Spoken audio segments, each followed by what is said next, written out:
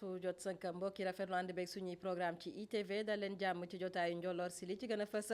ñu fas yéene ko jukki bokk na si nag lu soxal boulanger yu Sénégal ñu deltu gannaaw ci grève bi nga xamante ne sooboon nañ ko ñoom boulanger yu Sénégal nag xamle woon ne grève bu amul àpp la ñu daal di bëgg amal waaye nag jamono ji del si nañ ci gannaaw waxtaan boo xamante ne sekk nañ ko ak Innocence Ntap Ndiaye njiital au conseil bu dialogue social ñu fàttali ne li sababoon grève bi nag itam bokk na ci ñu yokk njëgu mburu bi waaye itam wàññi njëgu li nga xamante ne moo di farine bi daan ci dellusiwaat ci ni mu gën a yaatoo ci biir xibaar yi. gaaw a tey seen rubrique article de la semaine di amal taxaw seetlu ci jafe-jafe yi nga xamante ne moom la ñuy faral di jànkonteel ci néegu sëy yi yenn ñi sax dem sax bay jëm ba yegg nag ci musiba daal di cay juddu nees def nag ba saafara am ci yooyu la jafe-jafe ak yoon gi nga xamante ne mënees nañ faa jaar Mamadou Dieng sekk waxtaan ak Fatima Diop ba taskatu xibaar la ca site bi di Seneweb daan ci dellusiwaat ci nu mu gën a yaatoo itam ci biir xibaar yi ak ponk ba ñu leen jagleel di article de la semaine ponk gu mujj yéene kaay yi xëy fësal tey daan ci ànd ak moom Assane Top na mu koy amalee gaaw a gu jot gaaw a tey nag yemoo ko fukki fan ak ñett ci weeru novembre atum 2021 mbokki bisimila ci jotaayu njolloor si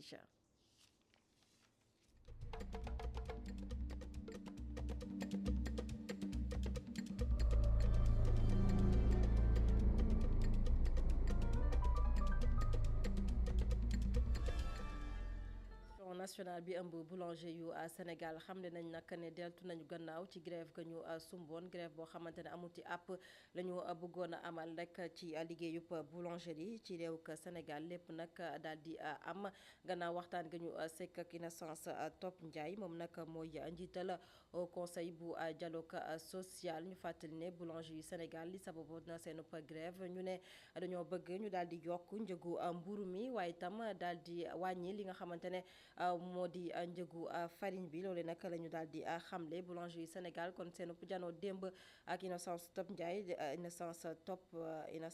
Ndiaye daal nay jur saafara ci grève ba ñu bëggoon a amal ki ci teewlu nag di kenn ci ñoom di wuyoo nag ci turu Ndéné Ndiaye ñu daal di koy teewlu ci micro Khadija Diouf. démb am na loo xam ni jàlle na ko kilifa yi jot nañ ci donc mu wóoroon ñu tey nag ñaan ñu bi ñu waxtaanee ba pare pour ñu suspendre mot d'ordre de grève bi en attendant moom li ci des ci liggéey bi mu yeggali ko mais ñun lenn rek mooy suñu wax démb mooy suñu waxu tey meññee yi dañ leen recevoir am lu ñu leen wax après 10 jours de grève ñu dem ubbiwaat di liggéey ñun nag demandé wuñ dara mooy que prix farine bi fu mu nekk na fa nekk ñu jaayee mburu mi liñ koy jaayee mooy fanweer mais suñu gisee ne dafa am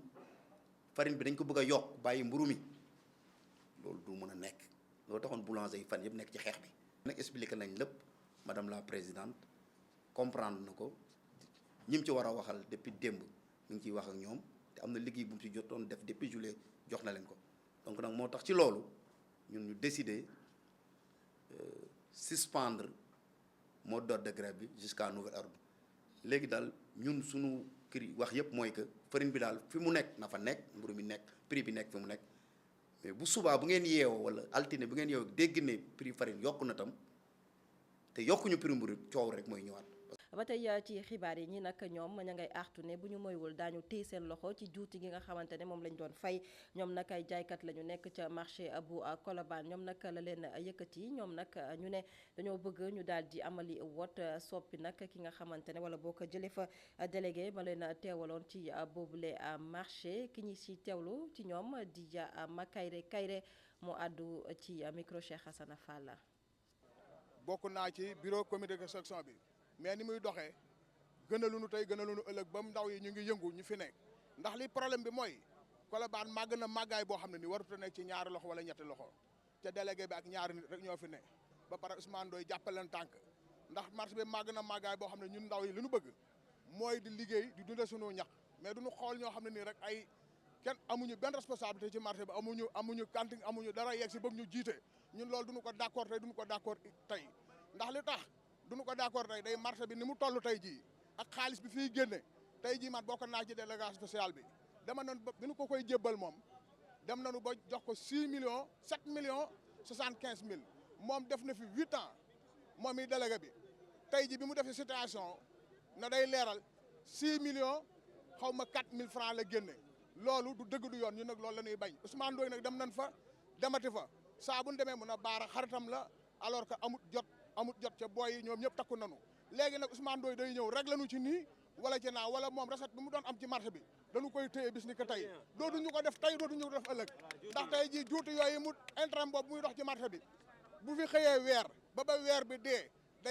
day tonni rek di dem intérêt boobu nag ñun dañoo am intérêt personne ñu nit mu war ñu koo defal kon nag ñu nit li nga xam ne nii tey jii mooy suñu ité ci moom mooy na ñëw taxaw régler nu mënuñu ko nag ñu régler suñu bopp ndax dem nañu fépp ñi ci tudd jiite nag bokk moomeel bu Colobane yëkkati na ay kàddu xam ne nag noppi na ngir rek ñu daal di amali jongante tabaat nag délégué gu yees ci boobule marché di marché Colobane waaye nag bu fekkee ni ñoom jaaykat yi nañu nag déggoo nañu ci li nga xamante ne moo jëm ci coow li dox seenub diggante moom Ousmane Ndoye xam ne nag jamono ji jël na ab dogal boo xamante ne mënees naa indi saafara ci jafe-jafe ba ñuy jànkonteel foofee ca marché Colobane ñu teewlu ko itam Ousmane Ndoye maire bu Colobane ci téléphone i-radio man def naa arrêté mais damay def bureau provisoire j'ai vu qu'il y a des problèmes ma def un arrêté pour leur dire voilà on va aux élections comme ça coow lu jeex je dissous le bureau actuel et on va aller aux élections ils me disent non on ne peut pas aller aux élections maintenant eux-mêmes ils sont contre le fait qu'on veuille organiser des élections maintenant non il faut qu'on ait à nager d'abord etc avant d'aller en je dis moi je dissous le truc ensuite vous verrez ce qu'on va faire il faut qu'on aille aux élections maintenant ils me disent non ñun li ñu bëgg mooy ñu defar benn délégation spéciale mais ñoom it nag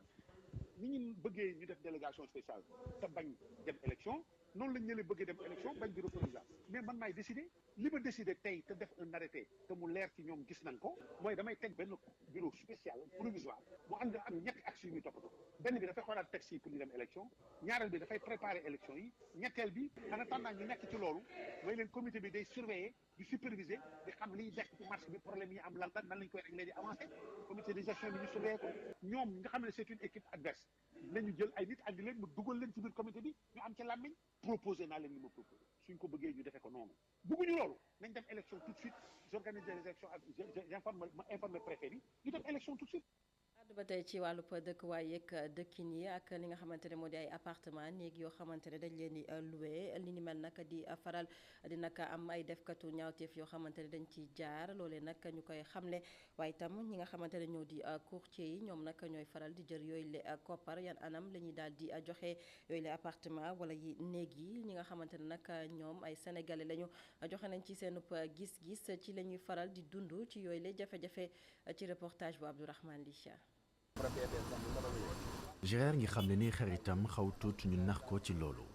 kenn ku doon woowee boppam courtier moo ko bëggoon wutal nekk gannaaw bu mu demee ci benn koñ fii ci Ndakaaru ngir wut ab nekk muy ku mu wóolu woon bés bu njëkk bu mu ko gis waaye kóolute boobu daa wàññeeku bés bi nga xamante ni xaritam bi dem na ci agence bi nga xamante ni kon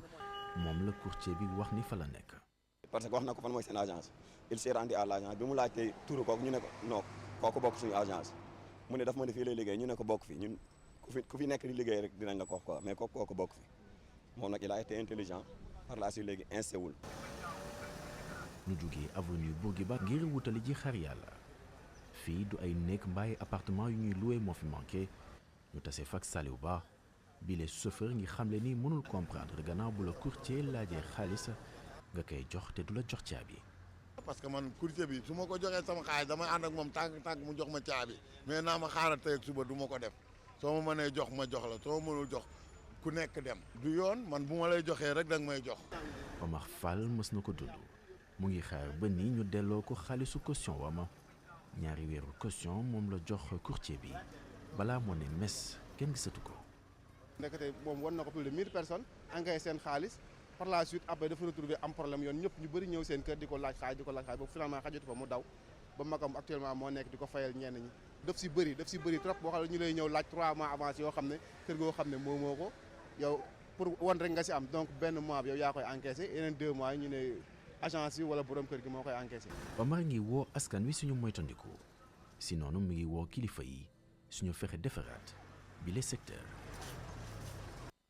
Abdourahmane Ly ñi nag ay defkatu ñaawteef lañu ñoom nag seenub liggéey ñu koy faral di jaarale ci jumtukaayu xarale yu yees yi ñu gën koo xama ci internet te ñu demoon sax ba teg si loxo ay doom yi aadama fële nag ca Taïba Niassène ñoom nag brigade bu cybercriminalité moom moo ko daal di amal li ni mel nag waral ñi nga xamante ne ñoom ñoo nekk ca dëkk boobee di Taïba Niassène doon nag ay kilifa rawatina ci wàllub diine gi ñoom itam daal nañoo jóg yëkkati ay kàddu xam ne nag daañu def seen kéemtalaay kàttan ba nag ñaawteef yooyu nag duñu ko amalati foofee nag nga xamante ne moo di gox ba di Taïba Niassène ñi nga xamante ne itam ñoo di askan wa ña ngay sàkku ñu gën leen a taxaw ci wàllub kaaraange brigade bu gendarmerie wala bokk police poste ba la ñuy daal di sàkku ci foofee nag Taïba Niassène ñu teewlu si suñu ndaw ba ñu teewal ca Kaolack di Adama Sara. ay semaine gannaaw ba ñu tegee loxo ay doomu aadama yu doon def naka sadu noonu ci dëkk bu sell bi di Taïba Niassène ñi nga xamee ne nag ñoom ñoo ŋànk boobule dëkk dey ñu ngi addu te xamle ne yooyu la jëf waruñ koo nangu benn yoon ci Taïba Niassène. Taïba Niassène dafa nekk dëkk boo xam ne dëkk bu am solo la ci Sénégal ak ci àddina ndax fii la Cheikh al Islam El Hadj Ibrahima Niass juddoo ku ko xam li mu liggéey ci Sénégal ak ci àddina bi nga xam ne dëkk bi mu juddoo moom lu ñaaw mënu faa économiquement aussi mën nañ ne moo fi en tout cas agropole bi gën a dynamique ci département bi te duñ ci jom en terme de production agricole ak liñ fiy liggéey yëpp suñ fa gisee ñoo xam ne dañuy toog jël seen téléphone di escroquer ay nit ci ni téléphone mel ci jamono ji nga xam ne foo ko téye nit mën na la identifier xam foo tudd foo nekk nga xam ne loolu xamadi la. looloo waral sax ñu daal di taxawal ab kuréel goo xamee ne mooy jàppale ñi nga xamee ne ñoo di takk der yi ngir ñu mën a xeex bëpp jëf joo xamee ne teguwul ci yoon te ñi koy amal ci Taïba Niassène. te lii waral jeexal loolu li koy mën a jeexal mooy ñu am kuréel boo xam ne danañ saytu sécurité dëkk bi ñu jox leen pouvoir boo xam ne kuñ gis ngay def loo xam ne duhut noonu ñu am droit ci arrêté la jébbal la autorité yi duñ fi def nag lu uuteeg lu autorité yi di def santaane wuñ dóor santaane wuñ ay eew santaane wuñ ay jam liñ santaane mooy kuñ gis ngay def lu duhut noonu ci ñi nga xam ne ñu ngi leen fi bëgg a placé ku ci gis kuy def lu duhut noonu nañ ko arrêté jébbal ko autorité yi. ci jàkkaarloo bi ñu doon amal ak taskatu xibaar yi ñi nga xamee ne ñoom ñooy yeewoo ci Taïba Niassène nag daal dinañ xam ne day soxla nañu taxawaayu police wala gendarmerie ci dëkk boobule ngir ñu gën a mën a saytu kaaraange askanu Taïba Niassène. Sarr gannaaw kaaraange ñu àddu ci wàllu wérgu yaram tolluwaayu mbas mi coronavirus ci réewu Sénégal xayma bés bi fësal ne ñett ñoo daal di génn amee mbas mi ci junni ak ñeenti téeméer ak juróom-benn fukki doomi aadama yoo xamante ne test nañ leen ñett nag ñoo daal di wér ñett itam ñoo ne ci sauvetage amul benn doomi aadama bu faatu ndax mbas mi ba supp démb yemoo ko aljuma fukki fan ak ñaar ci weeru novembre atum 2021. ñu waxtaanee leneen ak wàllub démocratie gis-gis gi di faral nag di woro diggante nag ñi nga xamante ne ñoo ŋànk nguur ak askan ba loole nag waral ñu daal di ci amalub xeltu rawatina nag bindkat bi di nag Thierno Diop moom nag bindkat la di yëngu nag ci wàllub littérature moom nag daal dinay bind ab téere dippee ko démocratie et droits de l'homme nouveau piège pour l'Afrique lépp nag ngir gindi li nga xamante ne nag moo di wàllub démocratie tolluwaay bi nga xamante ne noonu nag la war a toll ci réew ci nag janook taskatu xibaar yi wala bokk ba mu koy xamaleek askan wa teewoon na fa suñu reporter di Mame Alassane Laye Seck. lu ñuy wax démocratie di ay nax loolu la Thierno Diop wax di bindkat moom mi sax moo bind démocratie et droits de l'homme nouveau piège pour l'Afrique. waaw bindum livre bi li ko waral moo ñun ñi nga xam ni xalaat mooy suñu liggéey soo nekkee ci société moom problème ñi nga xam ni ñoo jàng ba pare nekk ci wetu askan wi ñoom ñooy xool naka la ñuy def pour génne askan wi ci situation bu nekk ñi nga xam ni ñooñu def leen démocratie lu ñuy wax instaurer le multipartisme def leen élection libre et transparente n'est-ce pas respecter leen séparation des pouvoirs ak presse libre mais soo xoolee amul. mu ngi ci teg pour ñu am démocratie bu baax ñëpp lañ war a yemale. li muy sous-entendre mooy amoon na yeneen piège tubaab bi biñ fi ñëw di wut ay jaam ban piège ñu tendre dañoo indi sàngara ñii di naan ñu indi ay fetal ñu xeex suñu biir indi ay seetu mais nit ku ñu jëkk gis seetu mu woon ko xarab mais ñi ay jinne lañu donc loolu moo tax ay africain daan jaay jàpp ay africain leen jaay tubaab bi beneen bi moom bi ñu am indépendance dañuy wax ay jox leen indépendance mais indépendance dafay nga mën a sa bopp dara am nga hymne am nga président am nga ministre am nga ay parlement am nga justice mais état boobu du dogal ki nekk ci biti moo dogal. livre bi am na solo lool loolu la juriste bi wax mu ngi digal bépp doomu Sénégal mu lire ko. lecture n'est-ce pas différente de tout ce qui a pu être dit ces 20 dernières années sur l'analyse de la démocratie en Afrique. Et c'est en ce sens que c'est important parce qu'il montre en réalité que tout ce que l'on a dit sur les transitions démocratiques en Afrique, c'est simplement le fait de reprendre le discours des autres, alors qu'il propose de changer de paradigme, de changer la manière, n'est-ce pas, de comprendre ces questions et la manière de les traiter. C'est en ce sens que le livre est important. D'ailleurs, je conseille à tous ceux qui peuvent le faire, surtout, n'est-ce pas, à la jeunesse, de lire le livre parce qu'il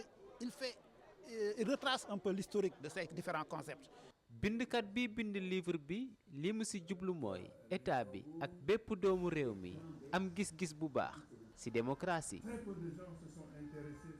Mame Alassane Seck ñu yegsi ci ponk ba ñu leen di jagle la yu bés gu jot ñu ngi ci gaawo tey nag rubrique article de la semaine di amal nag taxaw seetlu ci nag dund ci diggante ñaari way dencante ba léeg-léeg nag ñu daal di cay nemmeeku jafe-jafe joojee nag di faral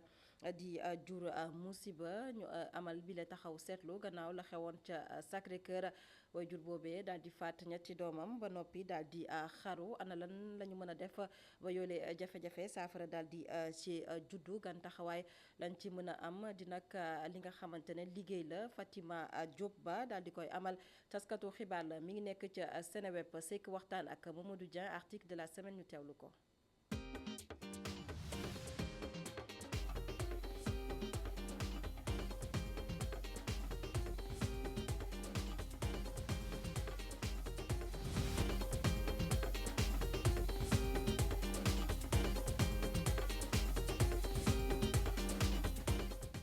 dëkk ci Sacré-Cœur yendu ci musiba dibeer bi ñu weesu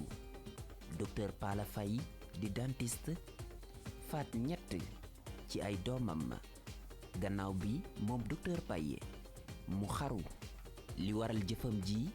suñu sukkandikoo ci ab lettre boo xam ne nee nañu moo ko bind ba fi mooy ay jafe-jafe yu mu am ci néegu sëy digganteem ak soxnaam li waral taskatu xabaar bi di Fatima Diop nekk ca Seneweb di saytu ci ab article nekkinu couple yi sama naataangoo li mu gis mooy way dencante yi léegi seen nekkin na guerre la. li tax tàmmuma sax bind crise wala difficulté ma taamu guerre parce que crise dafa nekk loo xamante ni couple bi dañ ciy waxtaan benn yoon mu jeex ñu passer à autre chose alors que guerre dafa mel ni moom la couple yu bëri di jànkonteel léegi nii. parce que dañuy accumuler dañuy boole crise bu ñëw duñ ko régler beneen ñëw tegu ci beneen ñëw tegu ci à la fin day dem ba kenn ci ñoom day craquer walla exploser loolu moo waral titre bi man ma préféré guerre. sëy bànneex la war a doon ci gis-gisu taskatu xabaar bi waaye néegu sëy yi léegi ay mbiccoo ki mbaaloo la yu sax dakk loolu Fatima Diop gis na dana dem sax bay encourager ñenn ñi ñu des di doon célibataire. xam nga nit ki bu marié wee pour épanouissement la pour nga gën a nekk am jàmm waaye li ñu gis léegi surtout boo duggee ci yenn groupe yi ci Facebook yeeg yeneen réseaux sociaux yi da ngay gis ni nit ñi dañuy plaindre à chaque fois kii ñëw ni sama jabar def na ma lii kii ñëw ni sama borom kër def na ma nii finalement da nga naan est-ce que Sénégal amatina couple yoo xamante ni mi ngi marché bu baax est-ce que am na couple heureux loolu nag li ma yaakaar li ko waral mooy couple yi dafa manqué communication dafa des parce que nit ñi dañoo wax di waxtaan. taskatu xabaar bi di digal way dencante yi ñu jublu ci wàllum thérapie de couple mooy di xooli ay boroom xam-xam yu leen mën a delloosi loolu jàpp na ne bu ñu ci jubloo mën nañu fanq sëy yu bari yu naroon a tas. man gisuma différence bi nga xamante ne dem seeti gynécologue bi wala dem seeti dentiste bi ak seeti psychologue bi gisuma ci différence parce que lépp faj la léegi pour nga dem ci dem defi thérapie de couple ñu aidé la nga faj sa couple yow faj sa foyer loolu lu ko gën man loolu jàppee ma ko échec. moom taskatu xabaar bi li mu gën a gëm sax mooy wàllum dialogue di waxtaana ndax jàpp na ne ñaari way dencante ci la ñu war a dëkk. dialogue bi moo ci ëpp solo même thérapeute bi ngay dem seeti moom si dialogue bi lay liggéeyee parce que bu ngeen waxulee du xam lan moo lu xew si dialogue boobu noonu nag ku nekk da nga wax extérioriser yow li nga xamante ni moom nga yëg ci sa biir xol da ngay extérioriser say sentiments. ko guerre yi nga xamante ni ñoo gënoon mag fii ci àdduna bi ñoo gënoon meurtrière autour de la table de négociation lañ ko réglé wee maanaam waxtaan a amoon léegi lan moo tere ay ñaari nit toog waxtaanee problème jànkoon yi nga xam ne moom la ñuy jànkoonteel pour mën ci am ay solution rëy moom sax Fatima Diop mu jàpp ne lu ñu war a génne la ba mu set ci néegu sëy yi Fatima Diop di taskatu xabaar ca Seneweb jël xalimaam di bind jafe-jafe yi nga xam ne way dencante yi ñu ngi koy dund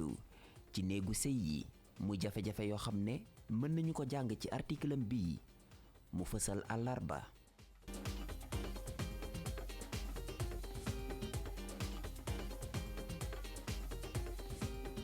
mu ngoog mu ne woon seen rubrique article de la semaine ñu doon ci ànd ak Mamadou Dieng yegg si ci ponk gu mujj ci jotaay gi li yéen kaay yi xëy fësal tey ak Assane Toppal.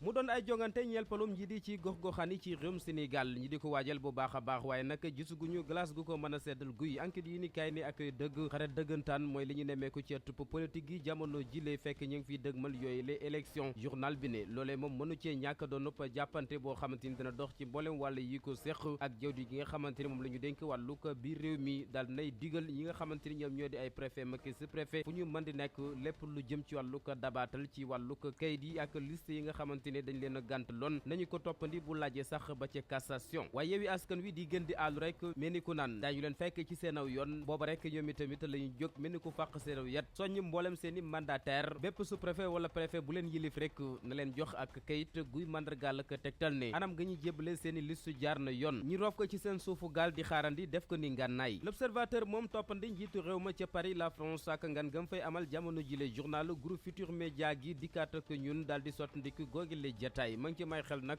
am mer mu solo ba fees dell moom njiitum réew mi son excellence président Macky Sall ak li nga xamante ni moom la nemmeeku di bàyyi ko ci ay wujjëm ci wàllug politique ndax it nag njiitu benn bokk yaakaar jamono jile dafa xelmati ni am na ñoñ ci woy politique yi dañ koo bëgg a xoqatal ba di ko napp waaye nag daañu xam ni basi góor a koy bay ndax it nag loole moom yëgalu ko aw yaramam benn yoon moom njiitu réew mi moom mooy wax ci ay kàddu ne ñi koy jéem nañu toog fi suuf musul tiit musul raf keroog ba mu tàmbalee wut nguur ba borom bi subhaanahu wa taala di ko teg ci loxom ak it nag mu toftal ci ay kàddoom ñi war caa mën a séntu wàllu ko jàmm ndax it nag njiitum réew mi jàpp na ni amul kenn koo xamante ni li war nga koo mën a jañax mu def baa mu wax luy tax ëllëg ci biir réccu rek moo ci topp xaateegum nag romb na élection locale yi ma nga dëgmal élection législative yi loolee moom la daal di ërtal ñi nga xamante ni ñoom ñooy ay farandom nañu ko waajal bu baax a baax ba lépp luy wàllu ko ngañee ñi daal di ko ci fàggandu ca ba muy teel li jot ci réewum Sénégal kay ñëpp ak seetlu ndoo xarañteef gi ci wàllu ko ndaw ñi di bind ay téere waaye nag am na lu ci xaw a safaano ndax it nag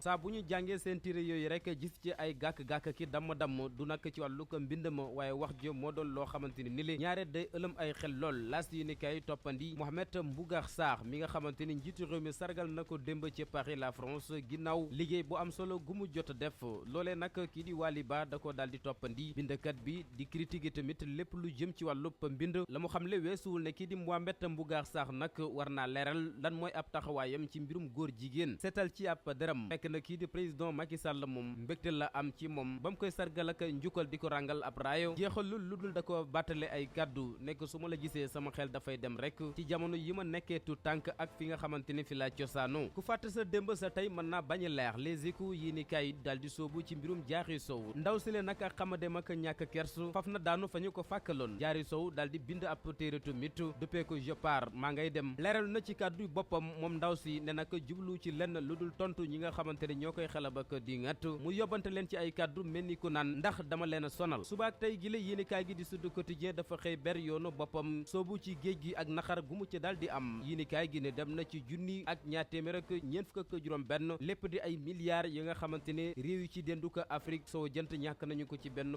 at te lii yëpp nag la ko jur mooy wàllu ko napp gi nga xamante ña ngi koy def ci anam gu jaarul yoon loolee nag mi ngi daal di feeñ ci ndaje gi nga xamante ne mboolem gouvernement yi mbir mi soxal ña ngi ko doon waxtaane ci ak ndaje jóge woon fa nag yéenekaay gi xam le ne lu dul teg nañu ay pexe ki matuwaay ngir faagaagal googale musiba gi nar a nax saaylu lépp lu di wàllu ko meññeef guy bàyyikoo ci géej gi ñi teeree ji ci jéere ji l'accident bu metti bu xew nekki démb ca njum ca diwaanu ko Matam yóbbaale ñetti bakkan yéenekaay gi ne ñoom ñëpp nag ay xale yu jigéen lañu nekkoon ci yoonu école di jàngi ab chauffeur bu panom crevé mu janaxe ci la jaar ci seen kaw journal bi ne jamono jooje nag waa julki moom kenn mënu leen a dëfal dëkk baa ngi ci commune bu Thiel ci département bu Linguère ak musiba gëñu fay waxtaani ndax it nag ab sàmm bu ñu ne mi ngi wuyoo ci turu Gallo Ndiaye jiitaloon ak juróom benn waay bu ñu ne àlla xam la moo soqi balu fetal ci kawam ba noppi ne mes na menteng ki mu àndagoo nag moo ko seede